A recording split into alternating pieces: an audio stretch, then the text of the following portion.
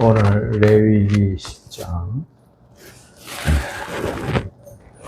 8절에서 11절까지 있는 말씀 가지고 영영한 규례 한번 따라서 영영한 규례.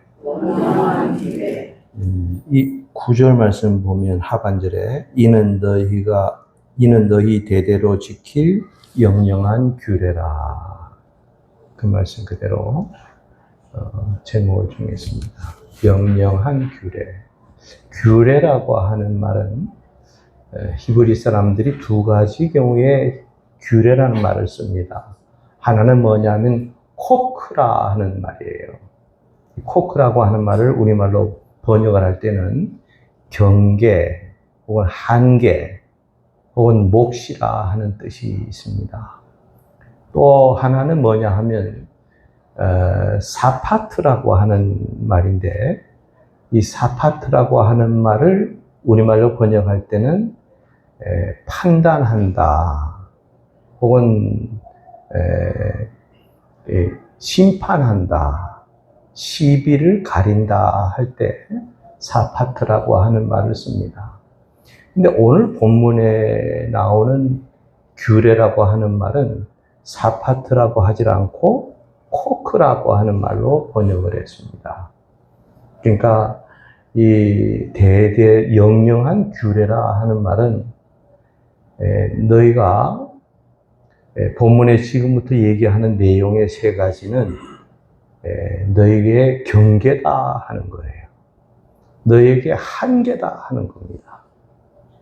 이걸 절대로 벗어나도 안 되고 또 모질라도 안 되고 넘쳐도 안 된다. 이 한계, 경계, 이것을 너희가 알고 신앙생활을 해라 하는 겁니다. 그 다음에 몫이라고 하는 것은, 이것은 한계고 경계지만 너희가 지키는 이런 규례가 된다. 지키는 너희의 지키는 그런 것이 된다 하는 거예요. 그러면 영영한 규례라고 하는 말은 이건 한 해, 두 해, 몇 해를 지키라 하는 말이 아니고 영원히 또 혹은 대대로 너희가 이 한계를 정해서 요것만큼은 철저하게 너희가 지키는 사람이 되라. 그래서 영영한 규례라 이렇게 제목을 정했습니다.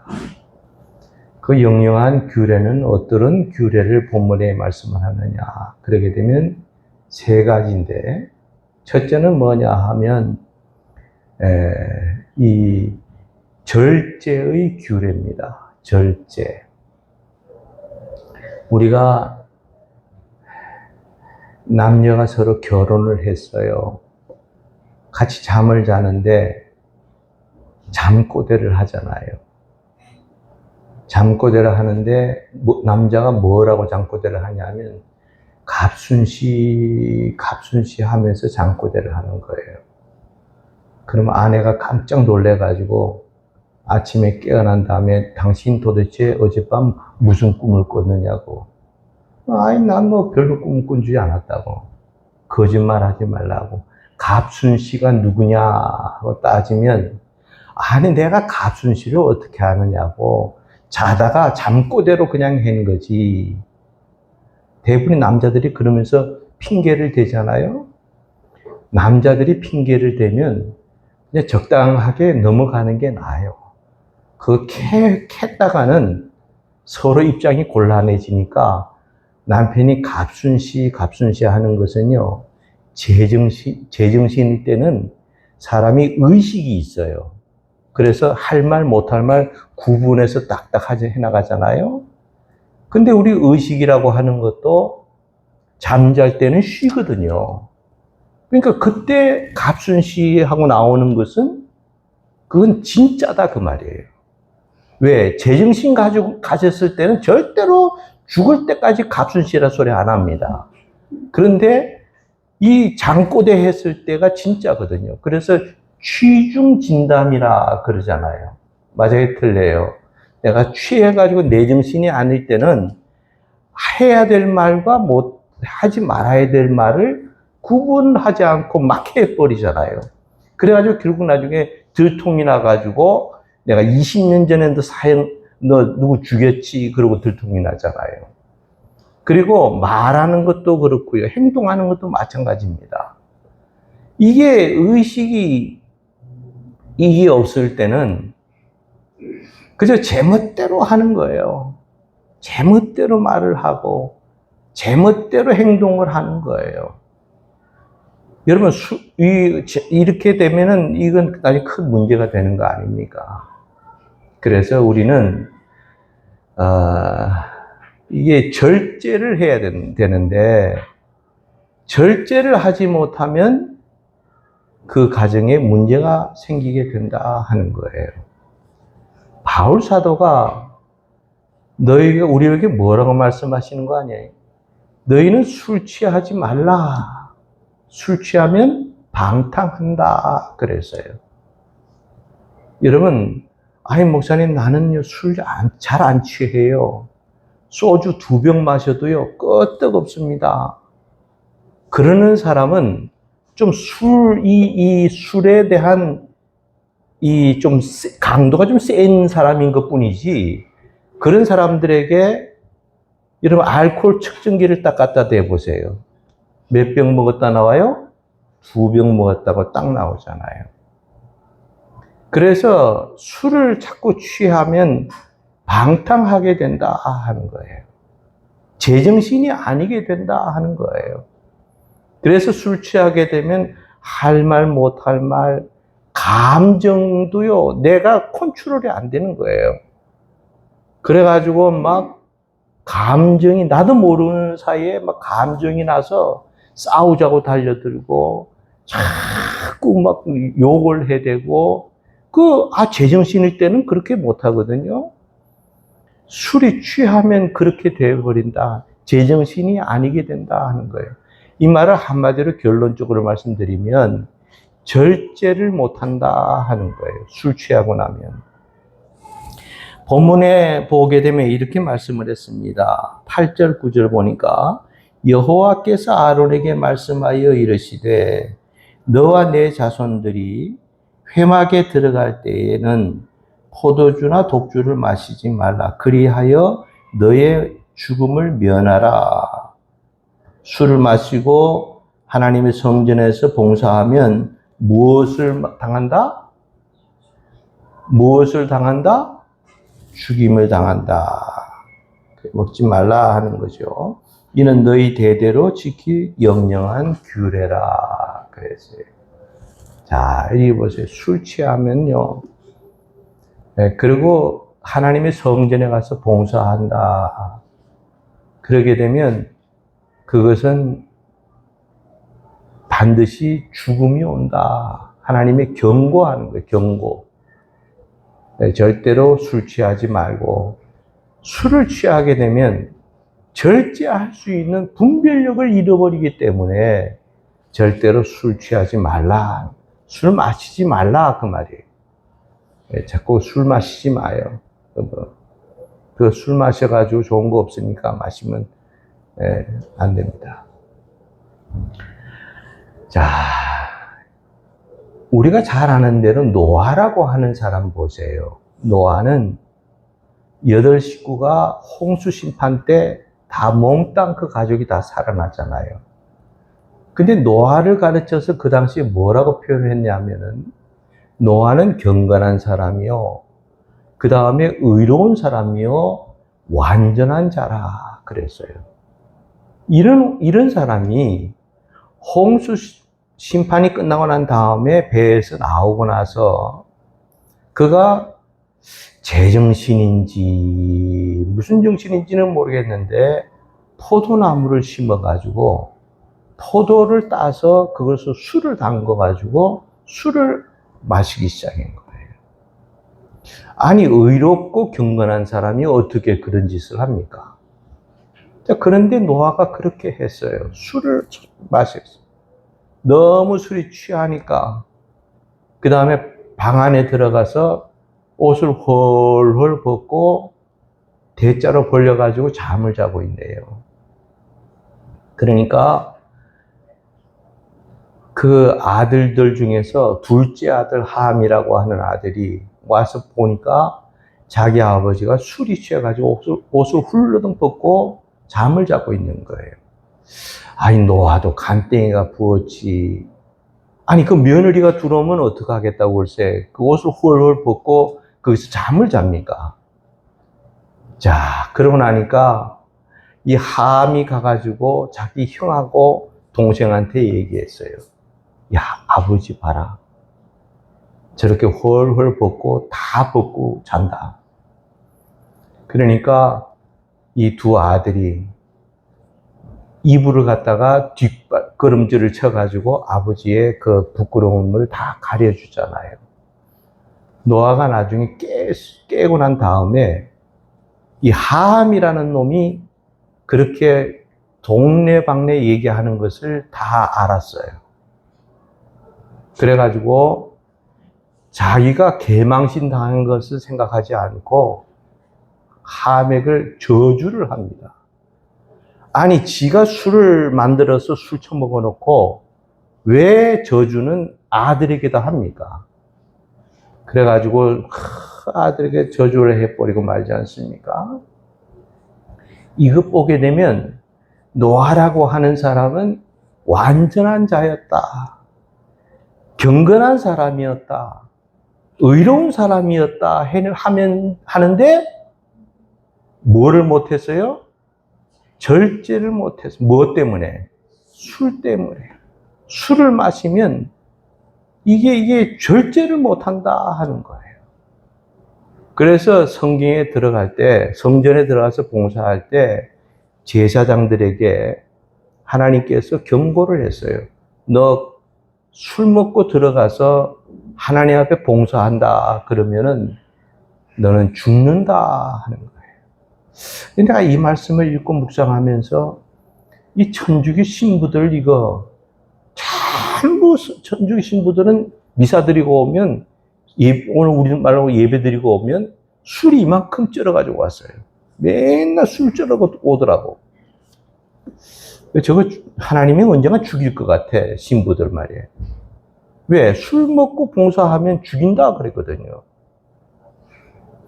아유, 목사님, 그거는 그러니까 이거는 제사장들에게 한 얘기니까 우리하고는 상관이 없는 얘기 아닙니까?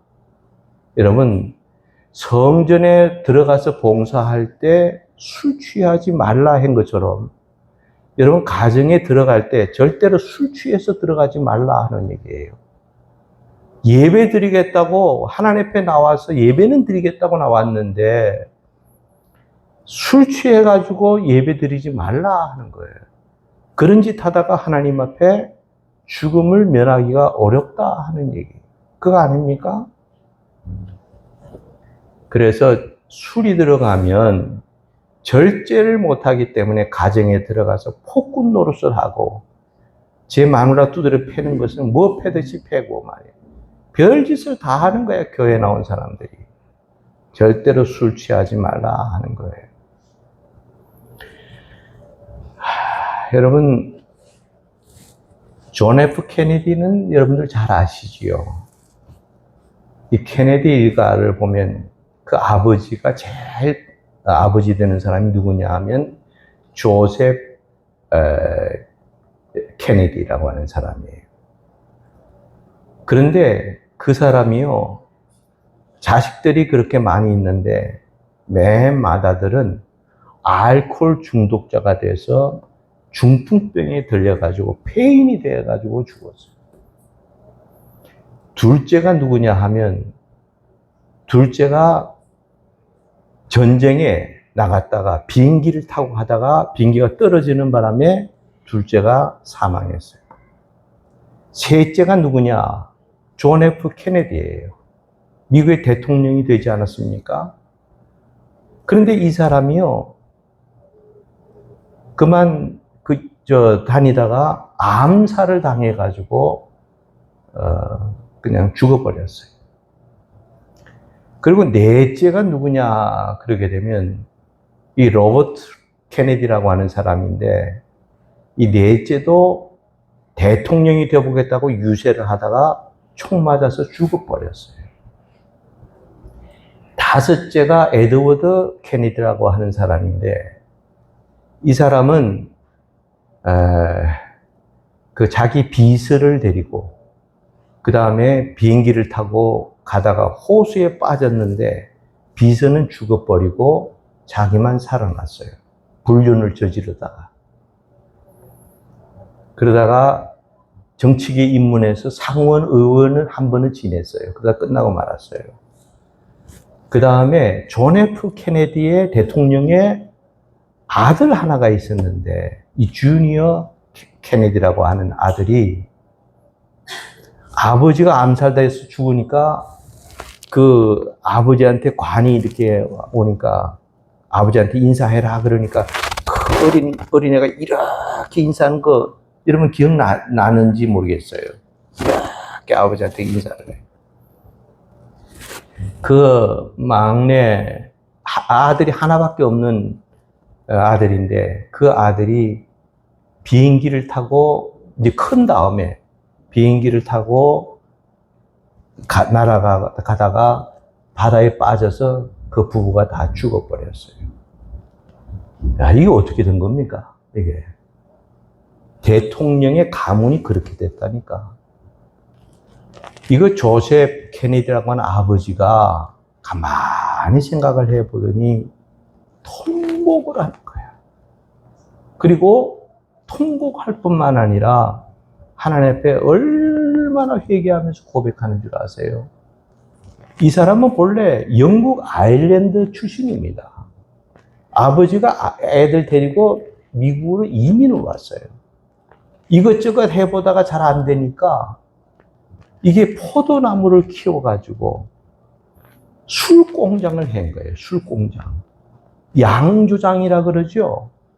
그래가지고 술 공장을 해가지고 이거를 막 팔려나가니까 그 돈 버는 거 가지고 아이들 공부시키고 다 출세기를 위해서 다 해준 거예요. 그런데 결국은 그 돈이 어떤 돈입니까? 국민들한테 술 팔아먹은 돈이에요. 그것도 내가 술을 떼다가 그 술을 손님한테 파는 게 아니라 이건 그 술 공장을 만들어 가지고 그 공장을 통해서 술을 막 전국에다가 전 세계에다가 파는 그런 가문이 돼버린 거예요. 그러니까 인간을 파괴를 시키는 사람인데 앞장선 사람이에요.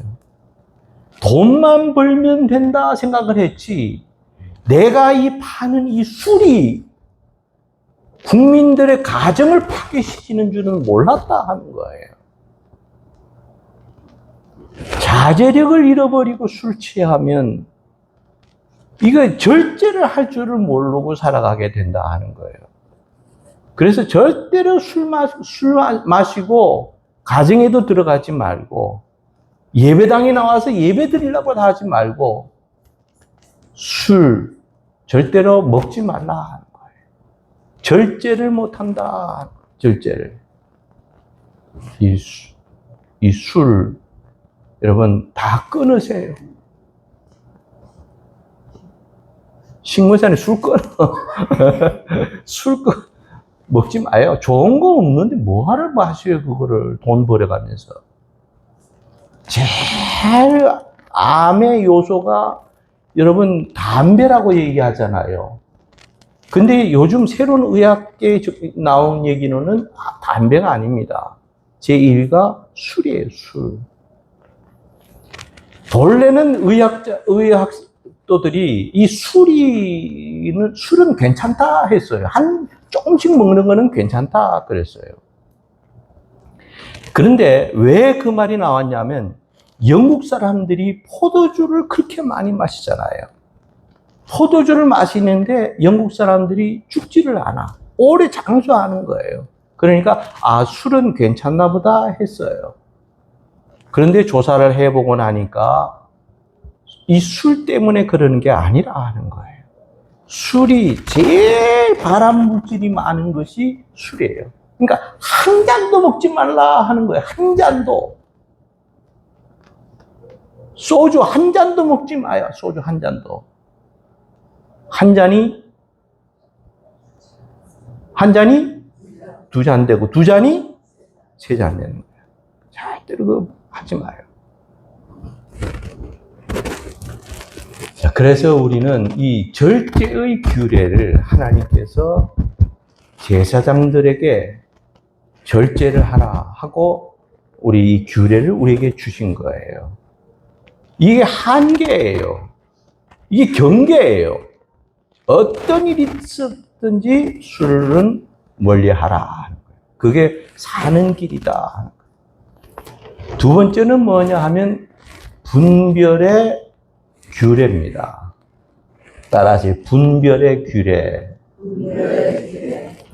우리는 분별을 잘 해야 되잖아요.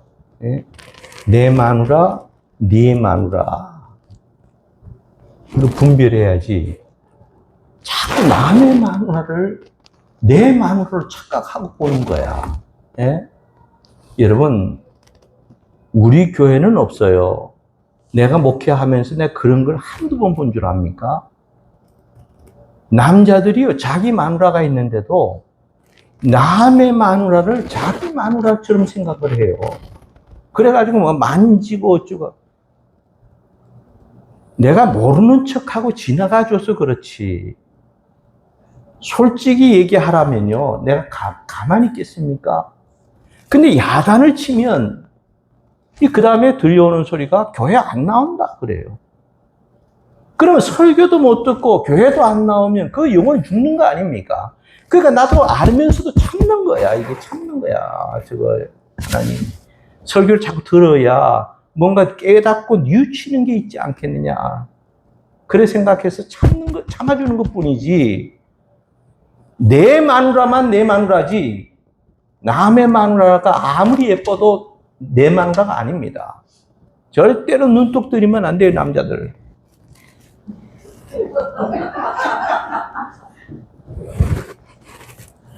여러분, 아브라함이라고 하는 사람이 있잖아요. 이 사람은 영적 분별력을 아주 정말 가진 사람이에요. 하나님께서 아브라함에게 야, 너 갈대아 우르를 떠나라. 왜요? 너 거기 있으면 신앙생활 제대로 못해. 하나님의 말씀 가라면 가겠습니다. 그리고 떠나니까 하나님이 인도한 곳이 가나안 땅이었다 하는 거예요. 이 아브라함이 가나안 땅까지 오는 동안 얼마나 고생을 많이 했습니까? 그렇지만 하나님이 가라 하는 데는 하나님 말씀은 죽는 한이 있더라도 나는 하겠습니다. 하나님 말씀 순종해서 가더라 하는 거예요. 여러분, 이게 우리가 자꾸 이런 말을 하니까 그저 갔나 보다 이렇게 생각하는지 모르지만 이 갈대아 우르에서 아브라함이라고 하는 사람은 유지 소리를 들어가면서 기반을 완전히 잡고 우상의 어떤 제사장 노릇을 하던 사람이었어요. 먹고 사는 데는 지장이 없는 사람이었어요. 근데 하나님께서 갈 바를 알지도 못하고 가라 하는데 그 말씀 순종해서 가라 하는 것은 하나님께서 영적으로 분별력이 있어서 그래요. 하나님 말씀을 들어서 손해볼 것은 없다 생각하니까 한 거예요. 근데 같이 따라간 사람이 누굽니까? 롯이라고 하는 조카잖아요. 아브라함 밑에서 얼마나 축복을 많이 받았어요. 얼마나 부자가 됐습니까? 근데 마지막으로 너무 이제 양쪽이 재산이 많아지니까 자꾸 종업원들끼리 다투니까 아브라함이 이래서는 안 되겠다. 조카 롯에게 네가 동으로 가면 나는 서로 가고 네가 남으로 가면 난 북으로 가겠다. 네가 어디든지 먼저 선택해라. 그러면 아브라함 삼촌 때문에 자기가 그렇게 잘 됐으면 아이 무슨 말씀이세요? 삼촌이 먼저 결정하시죠. 저는 반대로 가겠습니다. 그렇게 해야 옳잖아요. 그런데 롯이 그때 고모라 성을 딱 바라보니까 어마어마하게 잘 살거든. 마치 라스베가스 같아. 그러니까 너무 잘 살고 막 좋은 비옥한 땅이 거기 있으니까 나는 그 소돔성으로 가겠습니다. 그래라. 그래가지고 소돔성으로 간 거예요. 이 롯이라고 하는 사람은 뭐만 받느냐 하면 돈만 본 거예요. 돈만. 나중에 결론적으로 어떻게 됐습니까? 소돔 고모라 성이 멸망당할 때 그 있던 재산 다 날라갔어요. 그 다음에 자기 아내는 소금 기둥이 돼버리고 말지 않습니까? 영적 분별력이 없어서 그래요. 우리가 신앙생활에 나가는 데 있어서 이 분별력을 가지고 산다는 것이 굉장히 중요한 문제다 하는 거예요. 본문으로 돌아가서 10절 말씀 보면 그리하여야 너희가 거룩하고 속된 것을 분별하며 부정하고 정한 것을 분별하고 자, 거룩하고 속된 것 분별할 줄 알아라. 부정하고 정한 것, 이 분별할 줄 알아라. 절대로 술 취해가지고 하나님 봉사하는 성전에 들어가면 안 된다. 왜? 절제가 안 되니까. 그러다간 너 반드시 죽어 하고 하나님이 경고까지 해주신 거예요. 그 다음에 너는 이 분별을 두 번째는 해야 되는데, 이 거룩한 거하고 속된 것을 분별할 줄 알고, 그 다음에 부정하고 정한 것을 분별할 줄 알아라.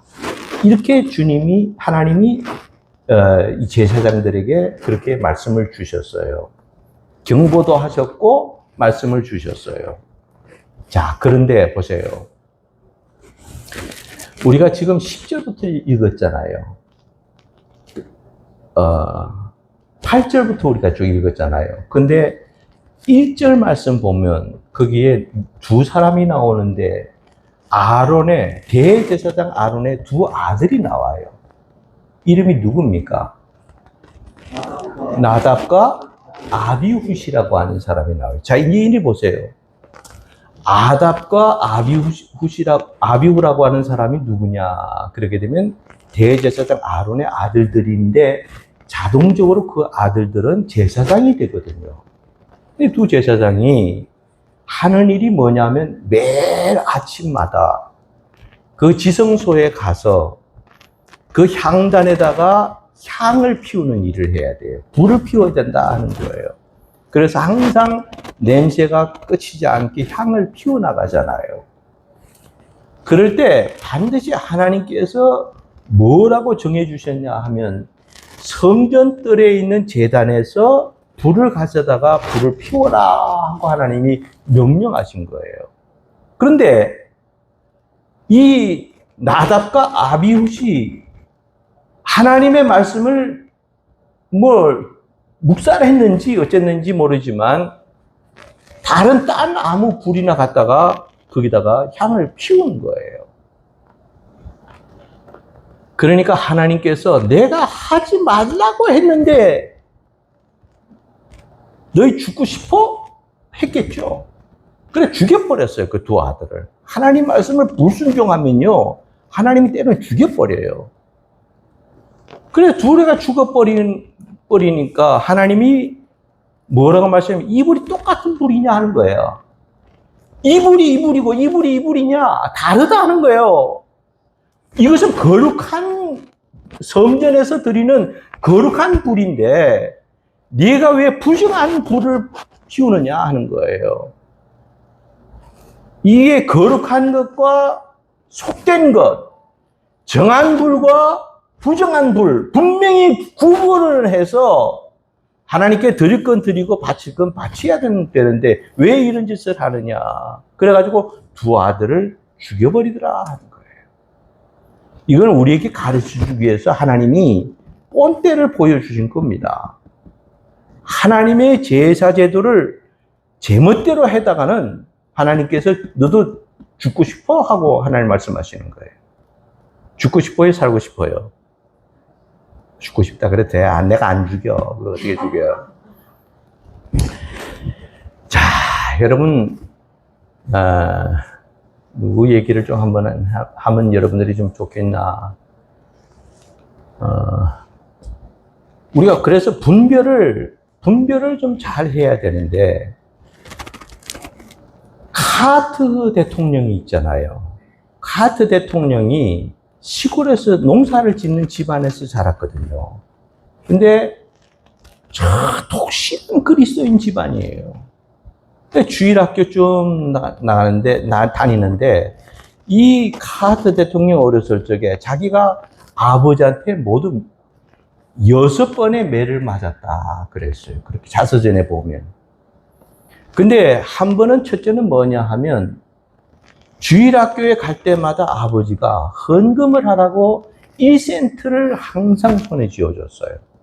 그럼 그걸 가져가서 헌금을 하고 1센트 받아서 헌금하고, 항상 이렇게 헌금을 했는데, 어느 날 이 카트의 마음속에 이 자꾸 유혹을 해서 그런지 헌금을 하라고 준 1센트는 주머니에 넣어놓고, 그 다음에 헌금하는 척 하면서 딱 보니까 뭐 손에 하나 쥐거든? 딱 쥐었어요.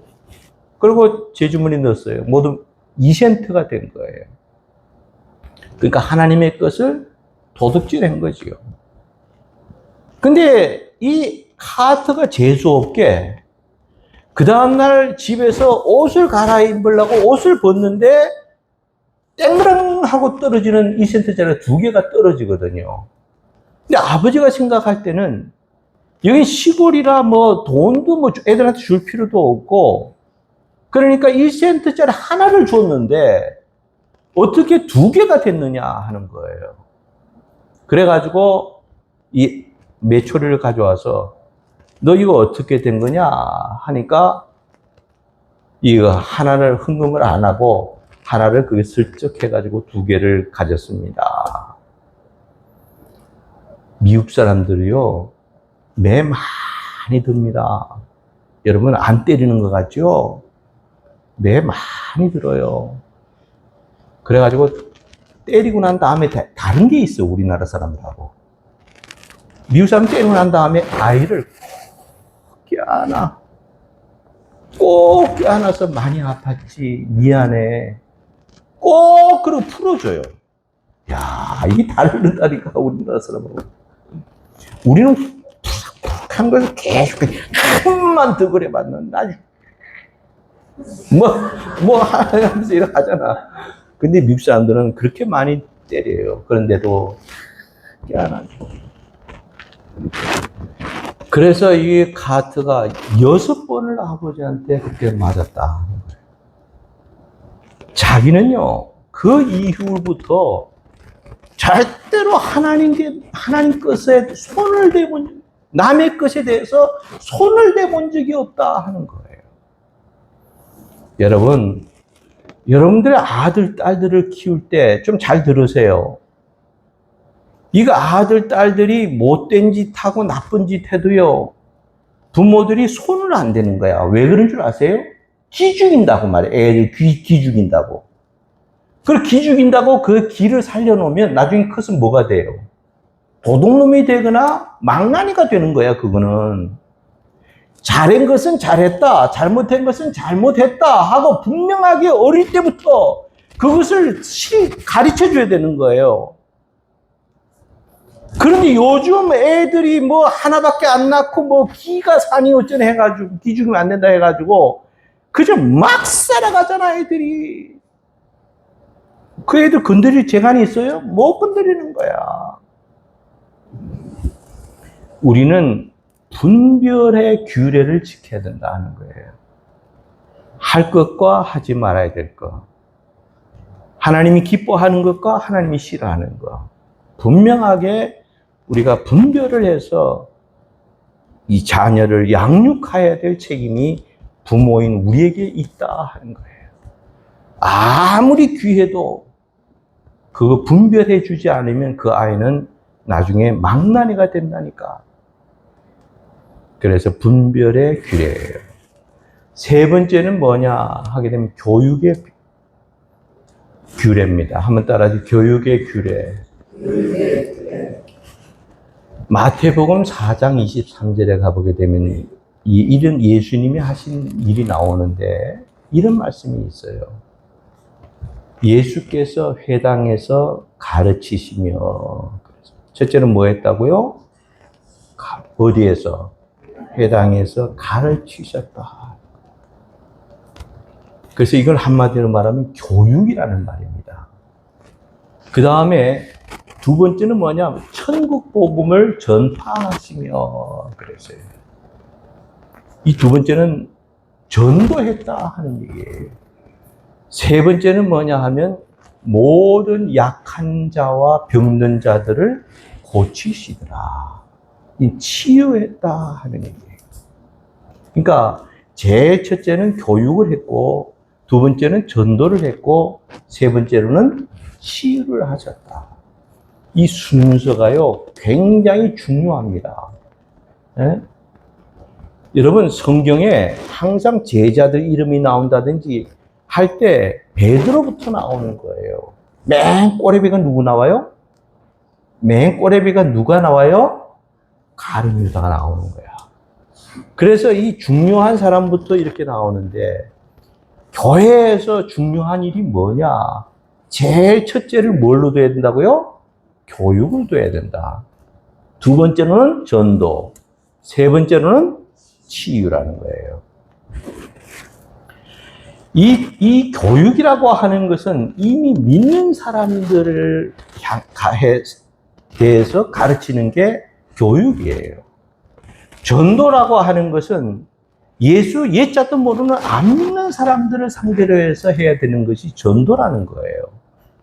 세 번째, 병 고침 받는다고 하는 것은, 이것은 병에 들린 사람, 이미 병에 들렸는데 예수님을 믿고 나온 그 사람들에게 예수님께서 이 병을 고쳐주시더라 하는 거예요.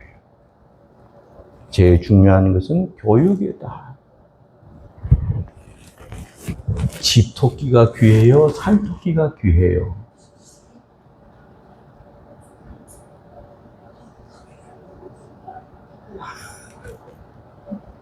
아니, 집토끼냐 산토끼냐 그러면 하나만 해야지. 처음에는 집토끼에다가 두 번째는 또 산토끼 그러면 어떻게 되는 거예요? 집토끼가 귀해요? 산토끼가 귀해요? 에? 왜 집토끼가 귀해요? 산에 가서 산토끼 한 마리 잡아가지고 딱딱 집어넣으면 두 마리 되고 세 마리 되고 네 마리 되면 얼마나 좋은데요. 근데 왜 집토끼가 더 좋아요? 에? 산토끼를 잡으려다가 집토끼 놓친다. 산토끼는 가가지고 고생고생해서 또 한 마리 잡아왔는데 집에 와보니까 그동안 집토끼를 가만히 내깔에 두니까 다른 짐승들이 와서 다 먹어버렸어요. 그러면 손해요? 이익이에요? 손해는. 산토끼 잡으려다가 집토끼 놓친다 그러잖아요. 교회에서 이걸 적용을 해보면 이 집토끼가 누구냐 그러게 되면 이미 믿는 성도들을 가르친 거예요. 그리고 산토끼는 누구냐? 이건 예수 안 믿는 사람들. 그러니까 밤낮 전도하러 가가지고 예수 믿으세요 하고 갔는데 집토끼는 밥을 먹는지 누구한테 잡혀 먹었는지 생각도 안 해. 그리고 자꾸만 산토끼만 찾으러 다니는 거야. 야, 전도하러 다닌다고. 그럼 그거 돼요? 안 돼요? 돼요? 안 돼요? 안 된다. 제일 중요한 것은 집토끼부터 잘 키우라 하는 거예요. 그래서 교회에서는 교육이라고 하는 것이 굉장히 중요하다 하는 거예요. 그래서 교육으로 잘 키워놓으면 이 아이들이 교육받아서 큰 아이하고, 교육은 교육이라는 교자도 모르고 크는 아이하고 같아요? 달라요? 달라요. 완전히 다르지. 그래서 예수님께서는 회당에서는 맨 먼저 가르치셨다. 그 다음에 나가서는 전도하셨다.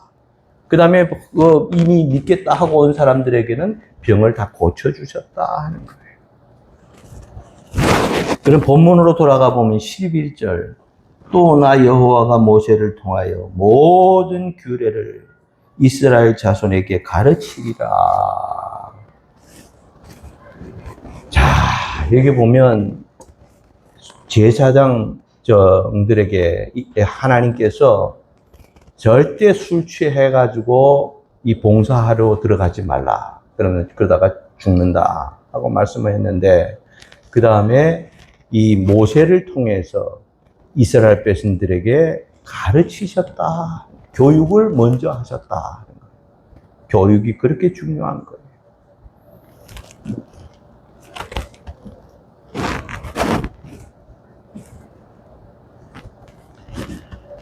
여러분, 뭡니까? 우리가 이 이스라엘 백성들, 학교가 세워지기 전에 어디서부터 교육을 시작했는지 아세요?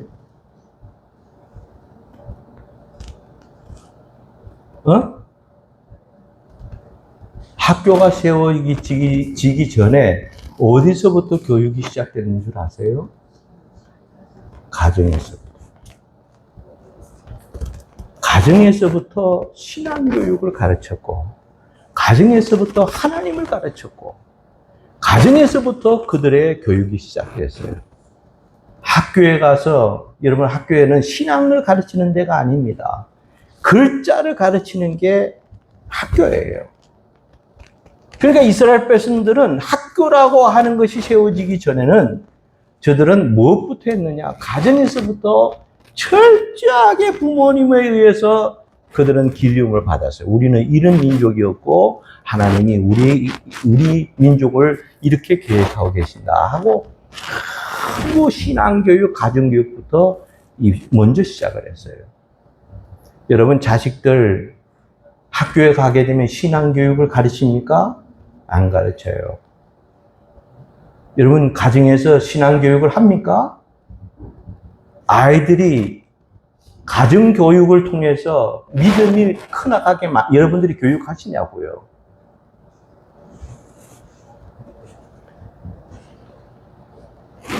이 신구약 성경에 보면 구약 성경까지는 아무 얘기를 나오지 않다가 딱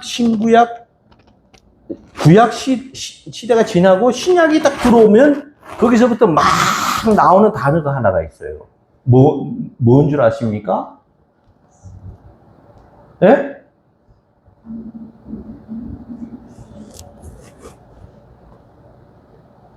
회당이라는 말이야, 회당. 저들은 그래서 모였다 하면 회당에 가서 안식일이 되면 다 정장을 해가지고 회당에 가서 어릴 때부터 철저하게 또 교육을 하는 거예요. 그러니까 훌륭한 선민들이 거기서 나오고 훌륭한 그런 인물들이 나오고 세계적인 인물들이 이 유대인들 가운데서 전부 나오지 않습니까? 내가 그냥 하는 소리가 아니에요. 그들은 가정에서부터 시작을 했고 회당에서부터 시작을 했고 교육을 통해서 그들은 정말 이런 엄청난 역사가 나타난 거 아닙니까? 학교 교육으로 여러분 다 됐다고 생각하면 안 돼요. 가정에서부터 신앙교육을 가르쳐야 된다 하는 거예요. 모세를 통해서 이스라엘 백성들에게 가르치리라 한 것처럼 하나님께서 모세를 통해서 이스라엘 백성들을 가르친 것처럼 오늘 성경 말씀을 통해서 우리들에게 가르치라 하는 거예요. 하나님의 말씀을 철저하게 내가 어린 자식에게 가르쳐야 된다 하는 거예요. 말씀을 마칠까 합니다. 첫째로는